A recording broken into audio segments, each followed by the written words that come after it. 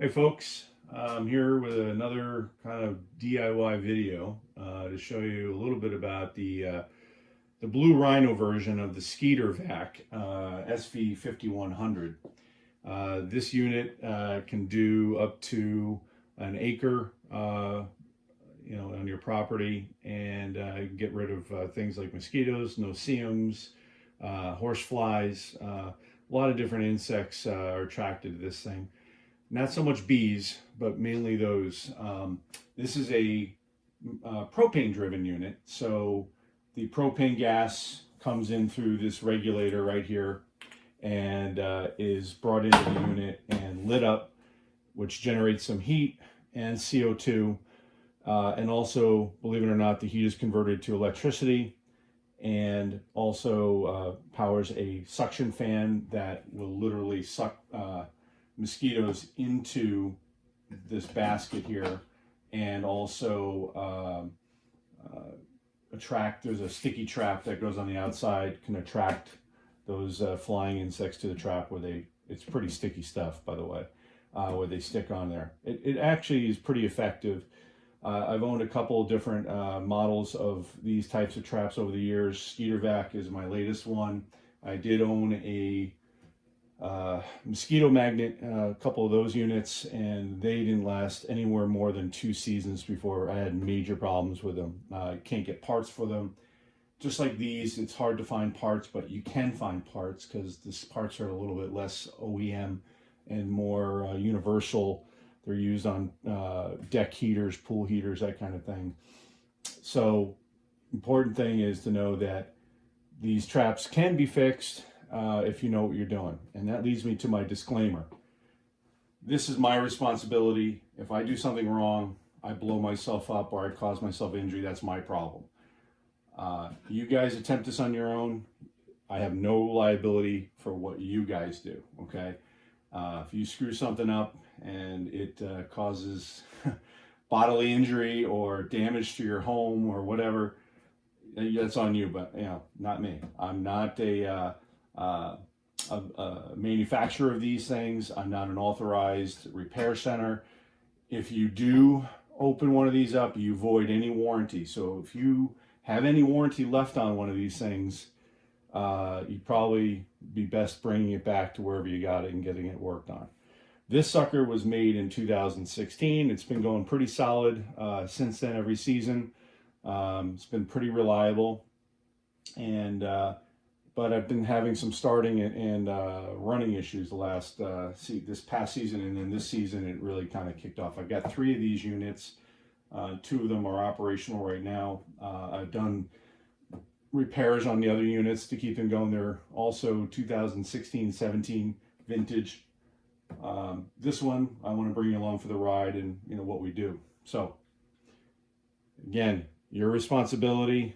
I take no responsibility for anything that gets screwed up when you work on your own unit. Okay, this guy has not been opened before.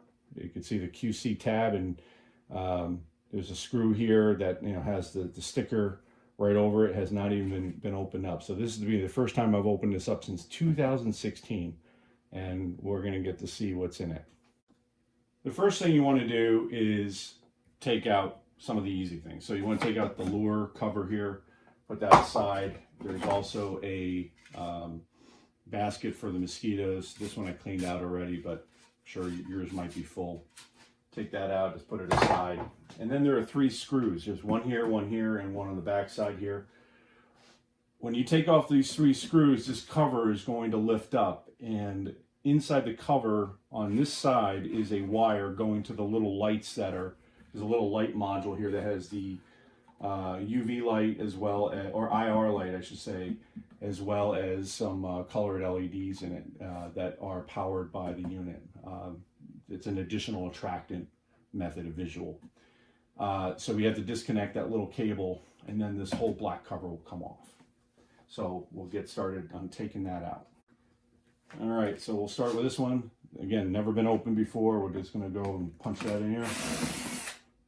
These are stainless screws, so magnets are not gonna work on them very well. Just make sure you take them out, don't lose them, put them aside.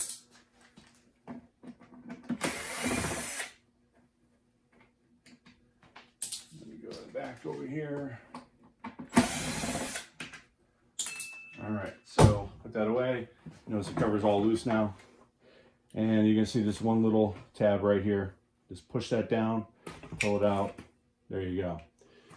And you can see that there's this little light module. Sometimes these things stop working, and you can actually buy these, I think, from Northline Express or somewhere that sell these modules still. But I've replaced one of these in one of the other units once. But that's pretty much what it looks like on the inside. But you can see it's got a lot of stuff in there. You know, here's your fan. So the various different things that you're going to see in here from this view. This is your main control valve right here. Gas coming out, gas coming in. This is your main regulator from your tank. So this takes the pressure in the tank, steps it down to very, very low pressure, and puts it through the tube into this control valve. This control valve is controlled by a thermoelectric pile, they call it, which is this unit right here. This unit, when it's heated, generates a little bit of electricity to operate a little coil that's inside this control valve. That coil pulls a plunger that, once you override that coil and you're pushing that coil in and allow gas to go up through here into the nozzle, that coil will stay open when this thing heats up, because you have like a little electromagnet basically being driven by this thermopile here. You have a fan here, and you have, here's your little temperature gauge that you tell if the thing is running. In between this block here and the main housing is some thermoelectric electrical devices called peltier devices, and they're flat little plates that basically convert heat into electricity. So here's a little bit better, turn the thing around a little bit just to get a little better look at it. Some of the important items here. So as I was saying before, this is your main control valve.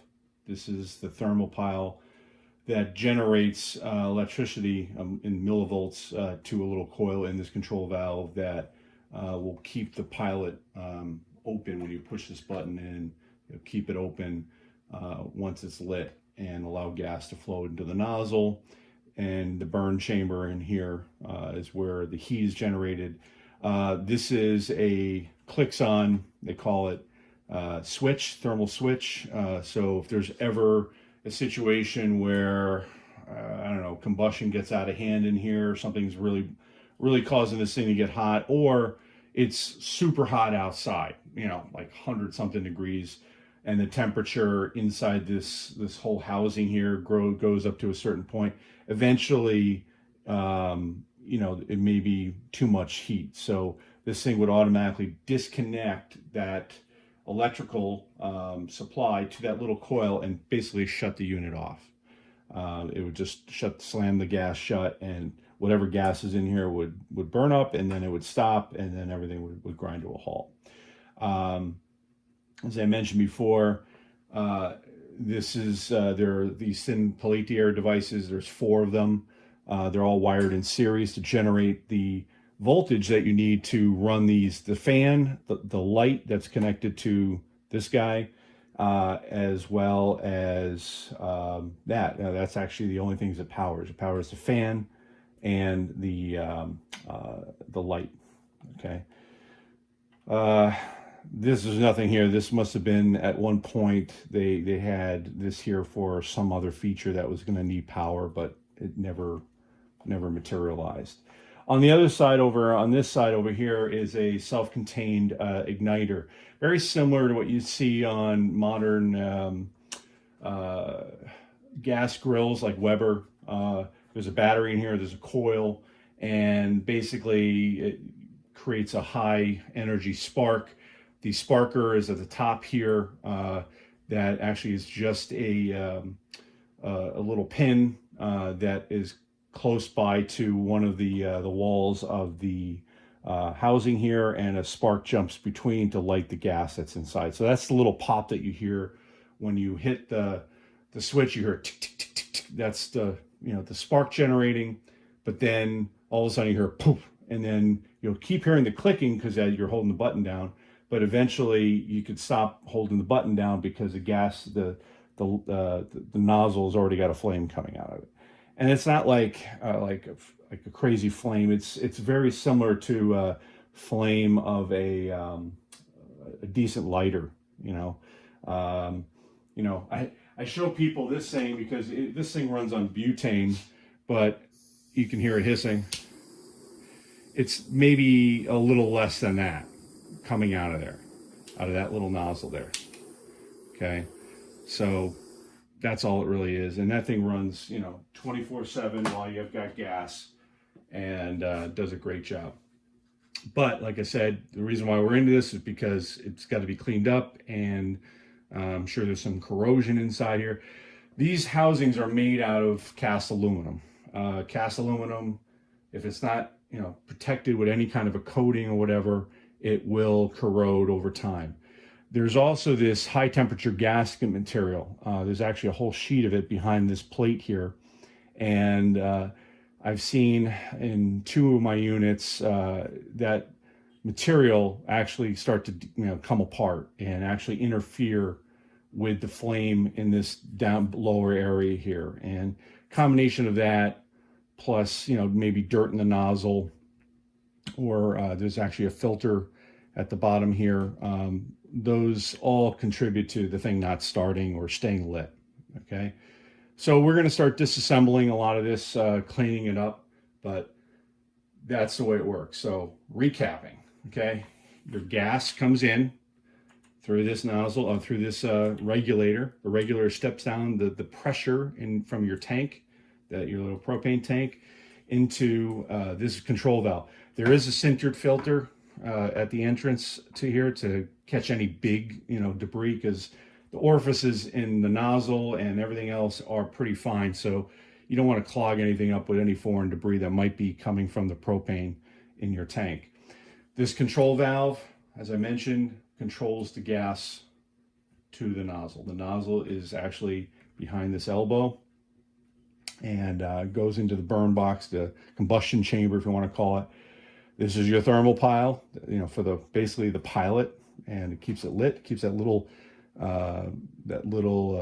electromagnet retracted to allow gas to be flowing in here. This is your temperature overload. This is your igniter over here, your igniter pin, and then the igniter box is on the other side. This is your fan. This is your temperature gauge. Pretty simple. There's not much to it at the end of the day. But again, without knowing how this thing works, you're going to have a hard time. The air, just so you know, is drawn in through this way, through the top of the unit, and down through this heat exchanger. So basically it takes the heat that's coming out of this whole thing and helps drive the Peltier devices to make electricity. And the way they work, you can look them up on YouTube separately, is you have a cold side and you have a warm side. And as the heat flows through to the cold side, it generates electricity. There's obviously a lot more science to it than that, but the output is electricity, and this is just a junction block up here that everything is connected to. You've got an electric fan, and then you've got the lights that plug into the housing. Pretty simple. The CO2 that comes, that's the air is drawn in a little bit here, again, by the fan pushing down. There's a collector underneath that takes some of that air that's coming out the bottom here and helps drive some combustion air through here, and everything comes out. What's coming out this other end to the top here is the CO2. So the combusted gases are being exhausted through this top little channel here, and then back into this center chamber where the CO2 comes out the bottom, fills up around the unit, attracting all the flying insects that look at CO2 as a way to find their prey. All right, pretty basic. but you got to understand how these work in order to understand how to repair them.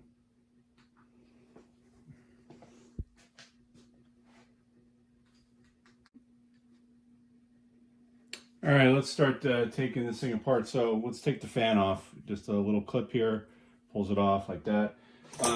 You can use a nut driver. This is a 7mm.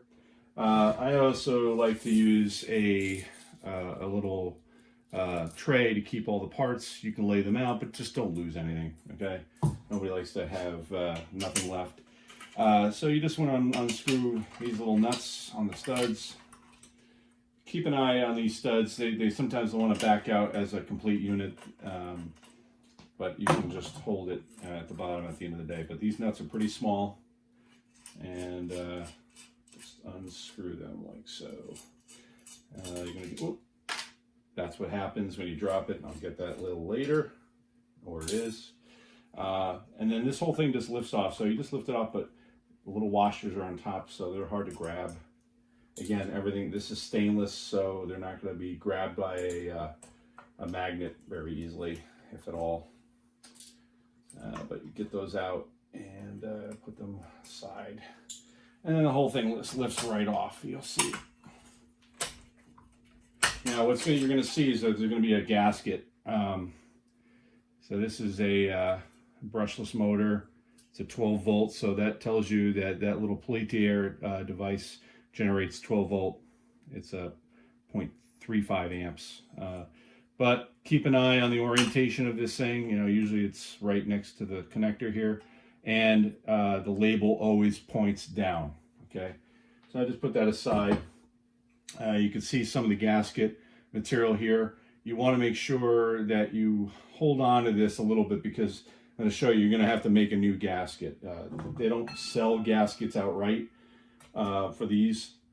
So basically you have to cut these things off, okay? Yeah, you have to cut them out of a larger sheet, whatnot. But anyway, there's two of them in there. The other one's kind of dropped down there. So let's take the thermometer off. Be careful when it comes to taking these screws out of the housing. Stainless and aluminum, they work in most cases for corrosion, but there's going to be times where the screw may get corroded into the housing. Not much you can do about it, but we have to be careful. And if you do run into a situation where you feel like it's going to snap, stop what you're doing and get some PV blaster or some other kind of corrosion spray that can help loosen this stuff and take it out. So that's all that is. The tip of this thermometer just protrudes into the combustion chamber there. Let's put that aside. And then you have a couple other things here.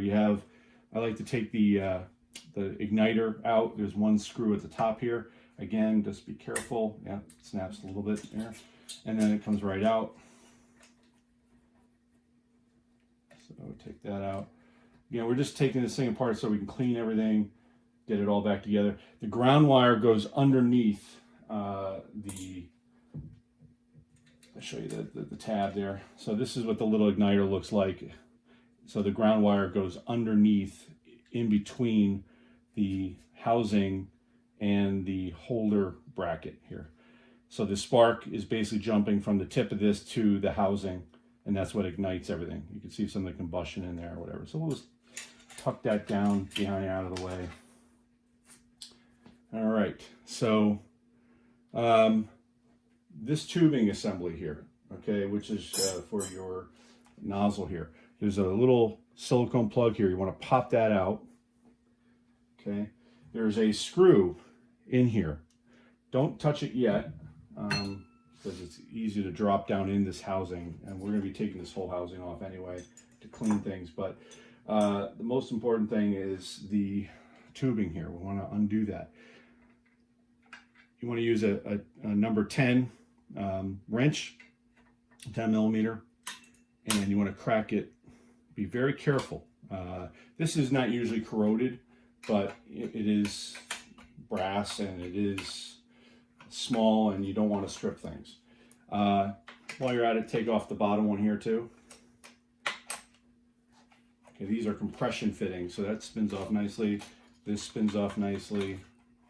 And these ferrules typically won't fall off because they're kind of crimped onto the tube when they're first put together. But just can put that aside like that. So you got your valve and everything like that. So now we want to take out the nozzle. We want to take a look at that. So we want to get your Phillips head, and then again, there's a screw in this inside here. Find it, and then just unscrew that.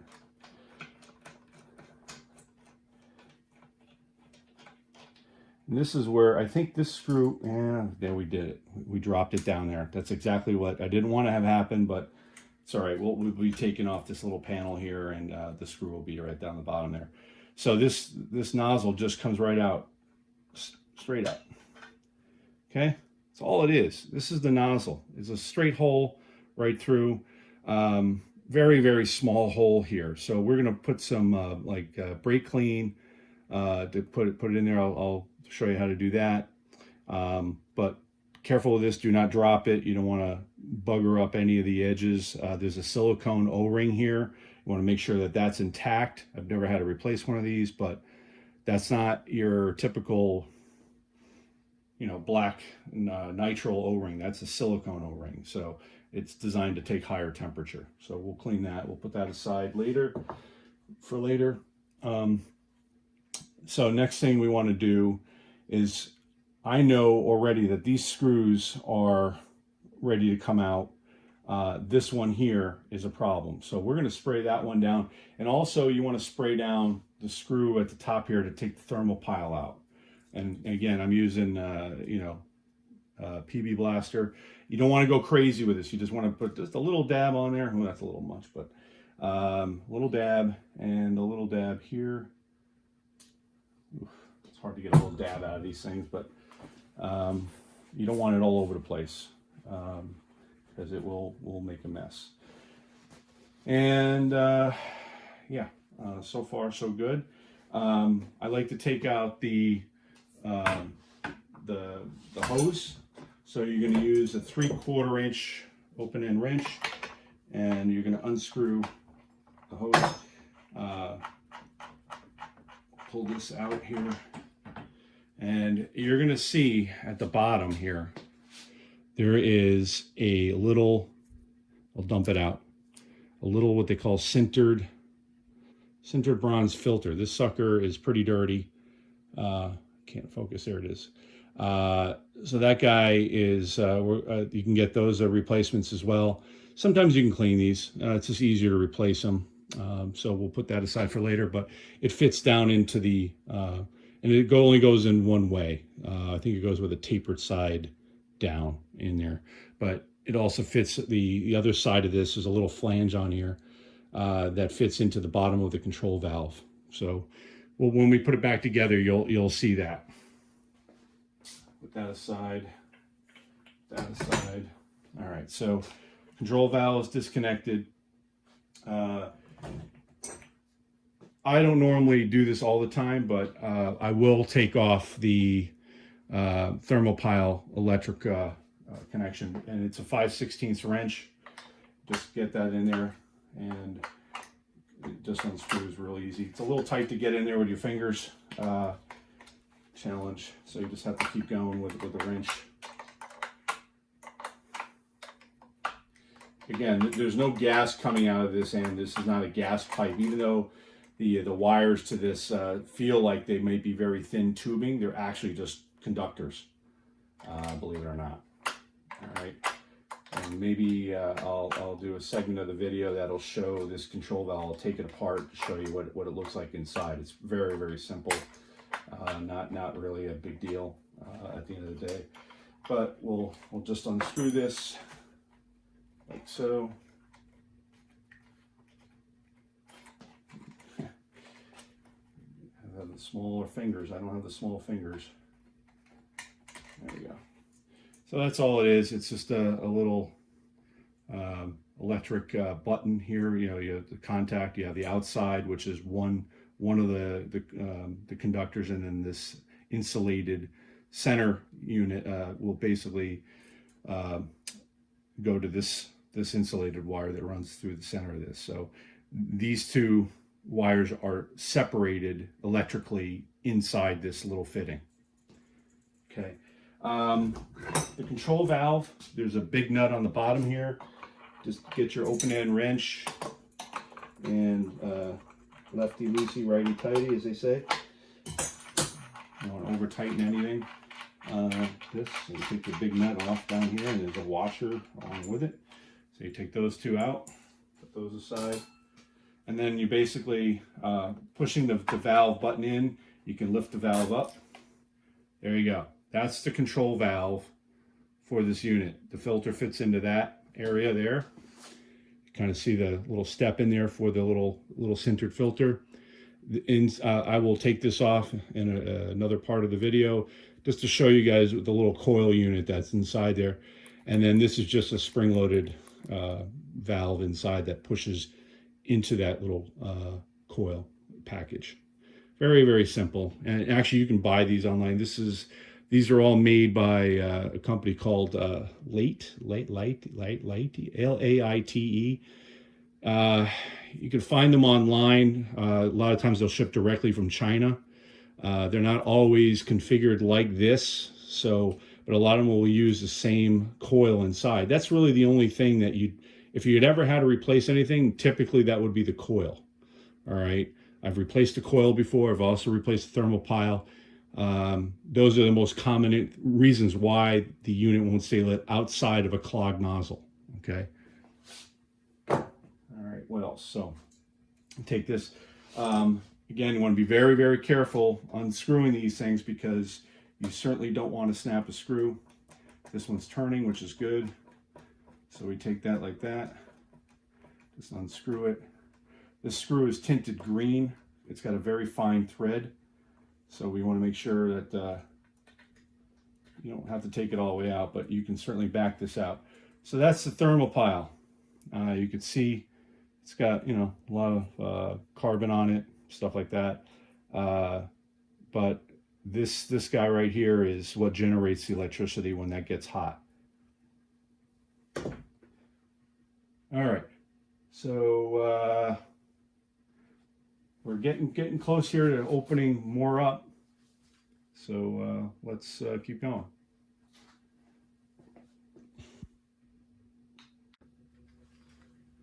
All right, I flipped the thing over to get it so that the combustion chamber is going vertical, because when you take off these two hold bolts to take this cover off, the whole thing is going to want to drop, and you don't want to disturb the piles or anything like that if you can avoid it. But I'm going to take off this cover not only to make sure it's clean, but also to get that screw out that we dropped out from the plug here for the actual nozzle. So again, I don't have a magnetic screwdriver or something that would work on these stainless.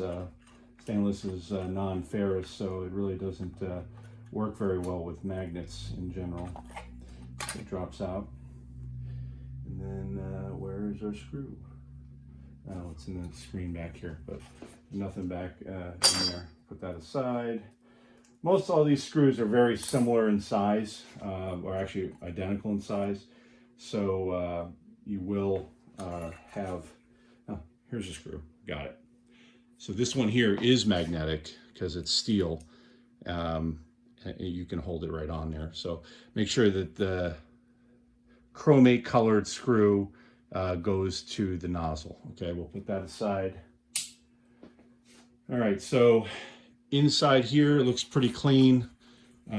Nothing growing in here. There's a screen on the intake, from the air that's flowing through here downward.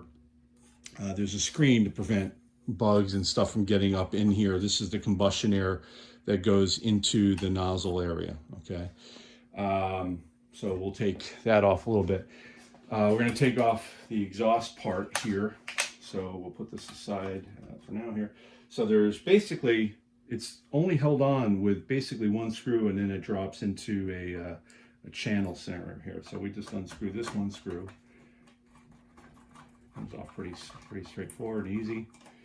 Again, this fiber gaskets kind of come apart, turn into powder. Don't worry about it. We're going to have to cut some new stuff. And see, it comes right off like so. And here's that gasket material. It just literally falls apart when you handle it. You're going to see how the moisture, from here, there's CO2 and moisture that is caused by the combustion process, and that will collect. This is the output, keep in mind, okay? So what we'll do is we'll see how these come out. All right, that one's all right, that one's okay. Again, we're going to clean this all up on a wire brush wheel. I have a Dremel that I use. We clean that up and put it all together. If you're spending this much time in one of these units, you literally want to be as thorough as possible, so you're just not going back into it to handle something later. Again, these are all the same size screws for these parts. I'll tell you when you have a different one like I did with the heater. So you can pull this sucker off. You could see the stuff just literally turns to powder. So we're going to be cutting a new one out of some new sheet. I think I got on eBay or Amazon. I can't remember, but I'll probably leave some information down there. But we're going to clean out all that corrosion in there. There's nothing really growing in there, but you can take that out like so. And put that later. All right, so far so good. These are coming off okay. Take this red gasket material off here. Again, we're going to be making new gasket material. New gaskets, I should say. Yeah, this one I'm going to need the trusty knife to kind of get in between there and detach it from the whole thing here. So just pry it like so. That comes out.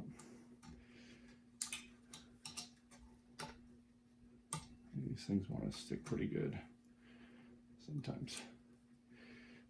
Sometimes what I like to do is I'll take one of these studs out. They literally will turn with your finger in most cases. And see how it comes right out. It's really tight around the actual. Screw that back in. Same thing. This one won't turn, but that's okay. We'll just pop it out like so. So we're going to hold that for later. Make a pattern. Again, we'll do this side, same thing. Here, like so. And put that back in. So. Like this, like so. Put that for later. Screw that back.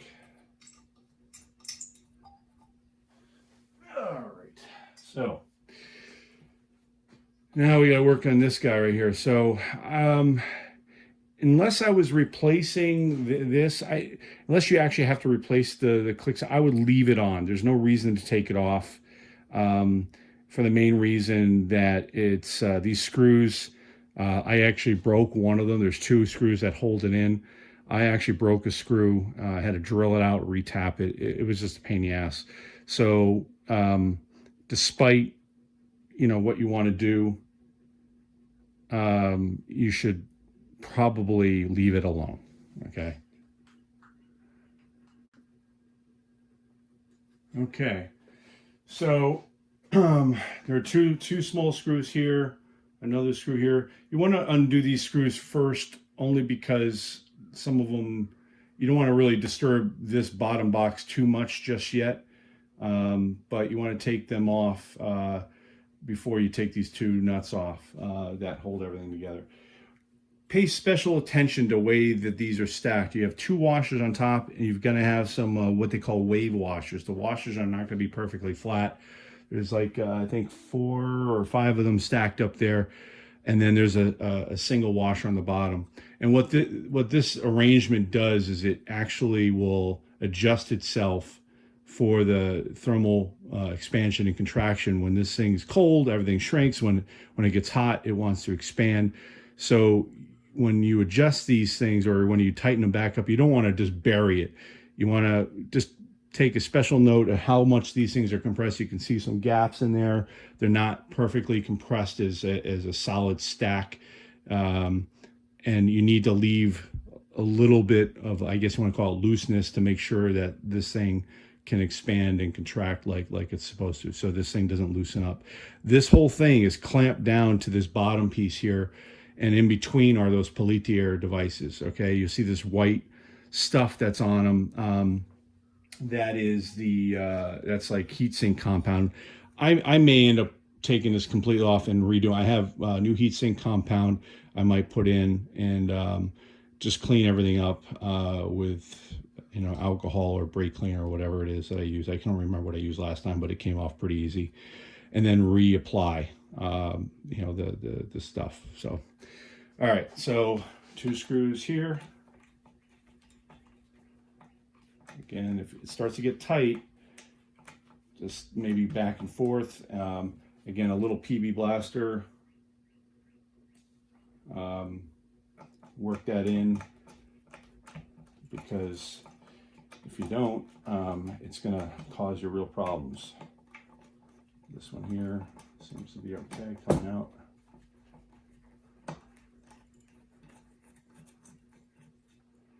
A little corrosion on that screw there, but not bad. So we'll work on that, get it apart for you.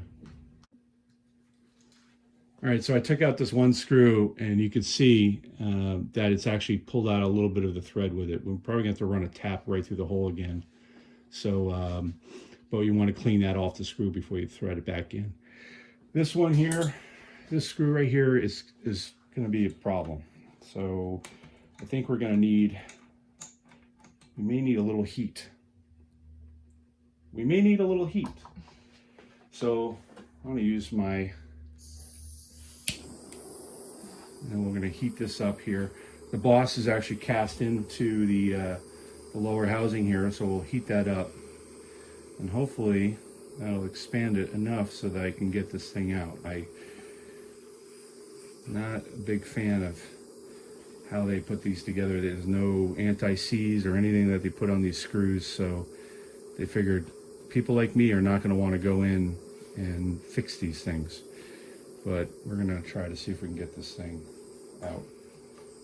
I mean, it's stopping up to a point here.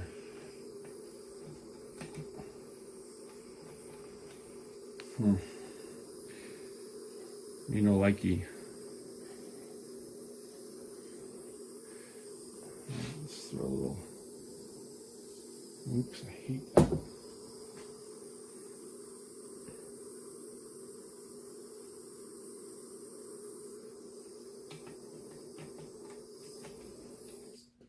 I don't know. I don't know if this is going to be a problem. We'll find out. Light this all up. I'll get it all over the place here.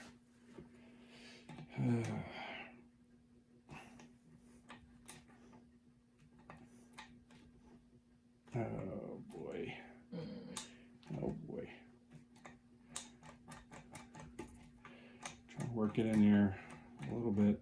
This is why I mentioned in the very beginning, we don't want to take this off, because if this thing was all loose, this whole thing would be flopping around. We don't want that to happen, because you won't be able to hold it.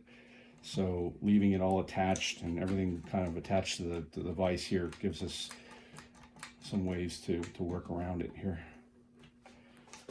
But yep, this is a problem. Boy, oh boy, oh boy. Let me try a little bit of WD-40, which is... All right. I was able to get the screw out. It took me a little while, but the secret with this kind of stuff, with any stuck screw or whatever, is to be patient. These screws are not very big in general.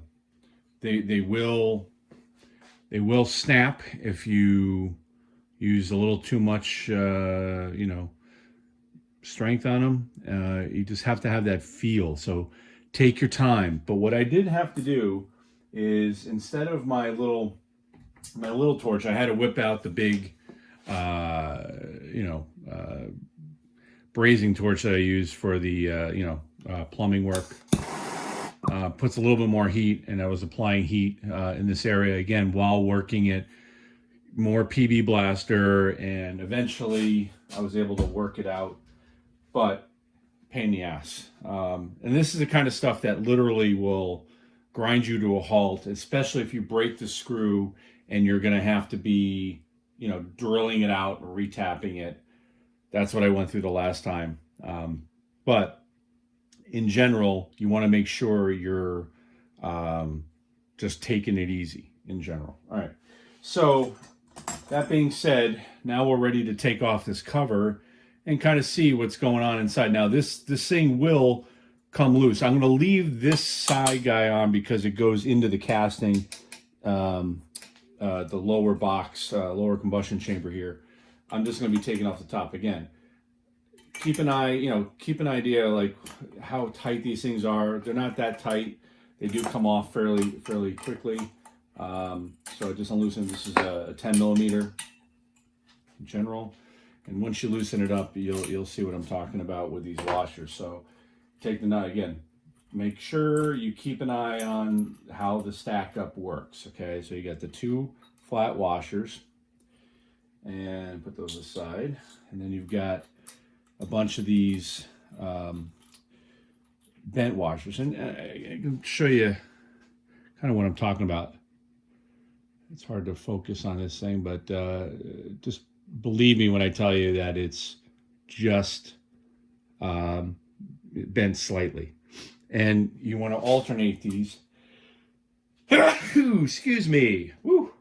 You want to alternate these, you know, bent up, you know, up and then down, then up, then down, so that they alternate one to the other. It's kind of like create like a little spring compressed thing. So this whole thing comes up, and let me see, there's 1, 2, 3, 4, 5. There are 5 washers, and then the one in the lower one. So just keep that in mind. Again, the stack up is really important. And you can see when I pull these two top washers off, you can see how they're not lying flat. Just to compensate for the expansion contraction that this whole assembly generates. So now this cover should just pop right off. I just have to probably get a screwdriver in there, and a thin blade. I gotta get a thin blade screwdriver. And you want to be, you know, just ginger to get this thing popped up. See how it comes right up there? And you can go up against the, there we go. All right, so this whole thing comes up. There you go. That's what's, that's what's inside. And you can see this stuff just falls apart. So this is all going to get cleaned up. I'm not going to bore you with all that stuff, but what I wanted to do is show you what it looks like inside. So we'll move you over here, and we'll take you a little bit closer down there. All right. So I'm going to take this out of the way here. All this stuff has to come away. All of it. All of it. All right. There are... Oops, let's pull this away. Again, we're going to be redoing all this. See how this whole block is moving now? And we're going to probably redo all the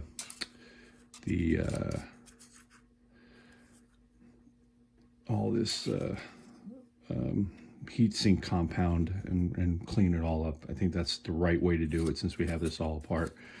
You see there's two springs here, and then there's this little block here. This whole thing, basically, the nozzle blows a flame out in this lower chamber here. The heat and everything goes up into this I want to call it almost like a catalyst.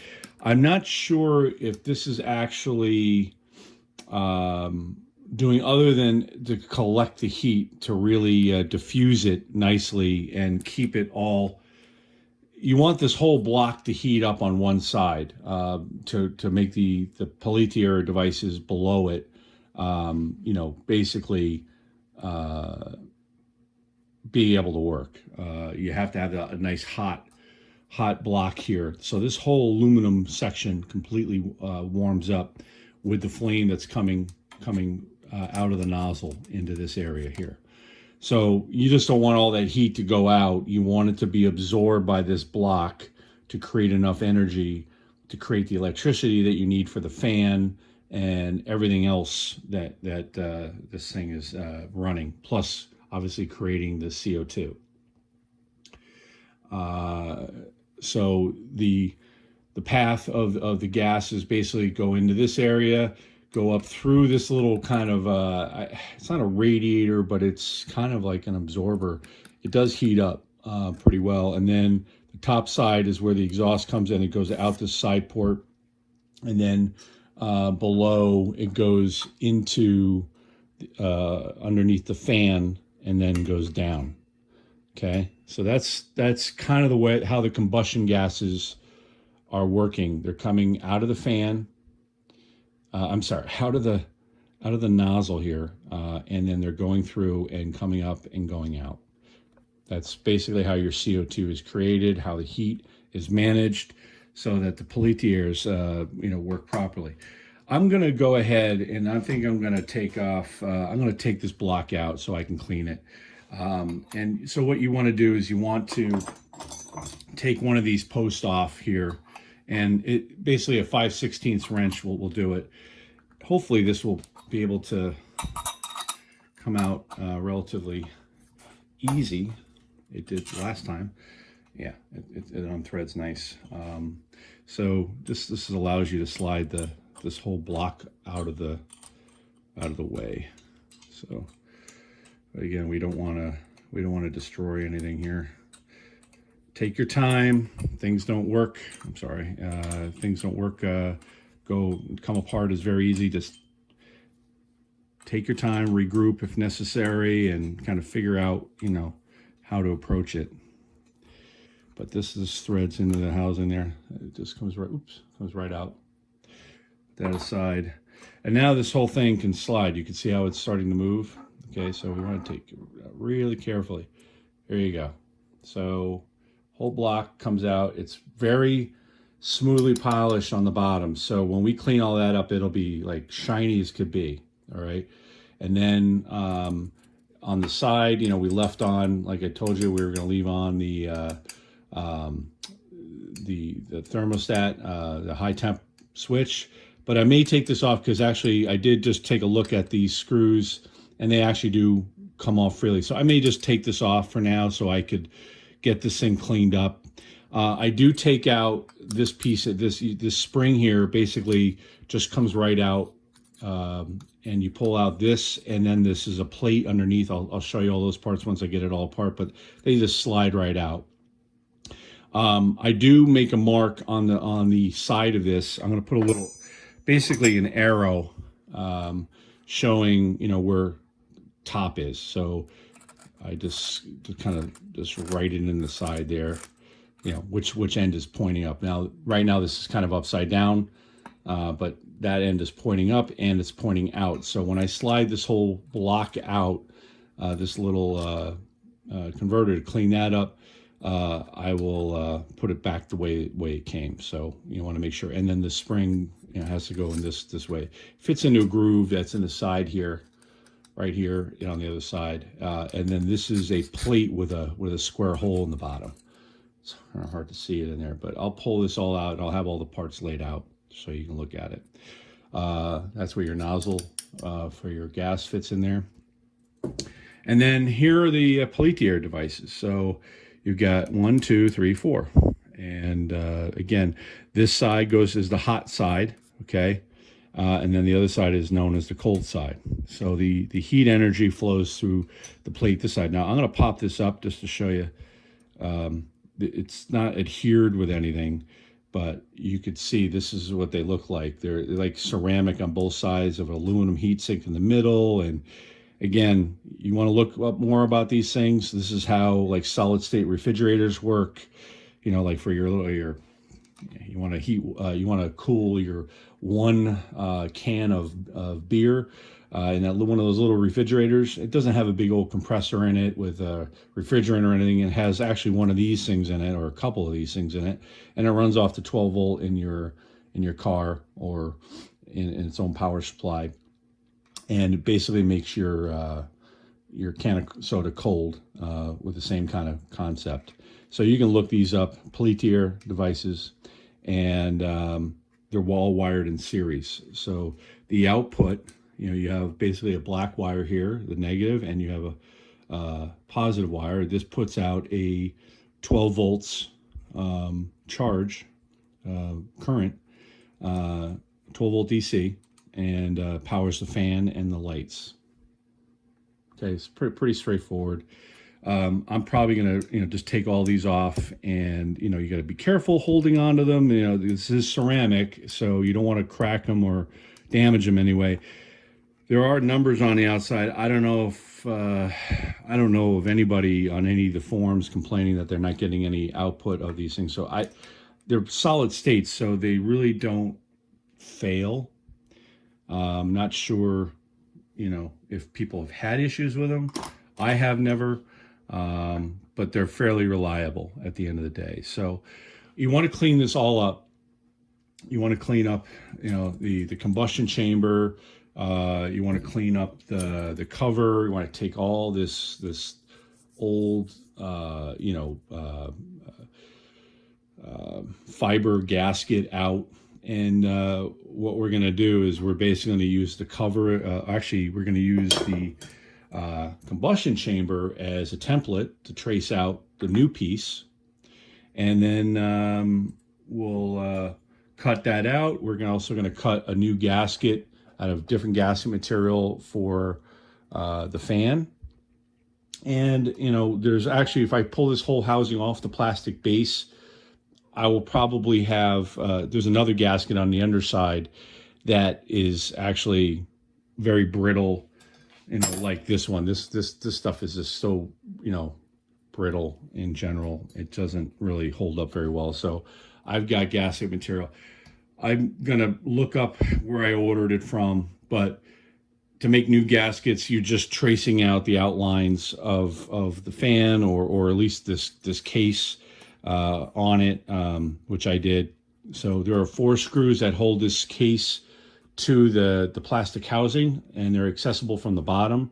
You just would unscrew that, and this whole thing comes off, and you could use basically both sides. You have to take the studs out so that you can lay the thing flat on the gasket material, and then just trace out the outline, and use a very sharp knife on a flat surface and just cut yourself new gaskets and go for it. So I'm going to have to create a gasket for the top, a gasket for the bottom, out of that one gasket material, and then out of the gasket material that is used in the combustion chamber and in the, if you remember, the combustion exhaust tube here, or pipe, or whatever you want to call it, chamber. There is a gasket that is here, which is basically the shape of the cover. And then there's another gasket on the face here of this that will attach to the output of your combustion chamber. So there are basically three fiber gaskets or ceramic gaskets, high temperature gaskets that you'll have to make, and then 2 gaskets for the upper and lower. Now, once you do the gaskets, at least on this, I'm pretty confident that the new gasket material is not like cheap Chinese junk like I believe these are. I think this whole thing is made in China. The fiber, I think, is a better quality. What I ordered off Amazon or eBay, I can't remember. It's like 1/8 of an inch thick. It's not that thick, but it's definitely, maybe it's a little thinner than that. Maybe it's a 1/16 thick. either way, it's super easy to cut. You can cut it with scissors or a nice sharp X-Acto knife. And then, you know, we're just putting it all back together the same way. But this is the extent of pretty much the disassembly, except for this block coming off the base. But you pretty much completely disassembled at this point.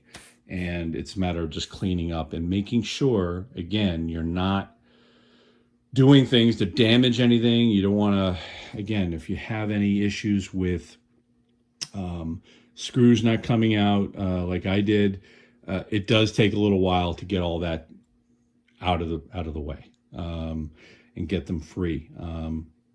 You know, you don't want to be in drilling and tapping, because everything will just take that much longer to deal with.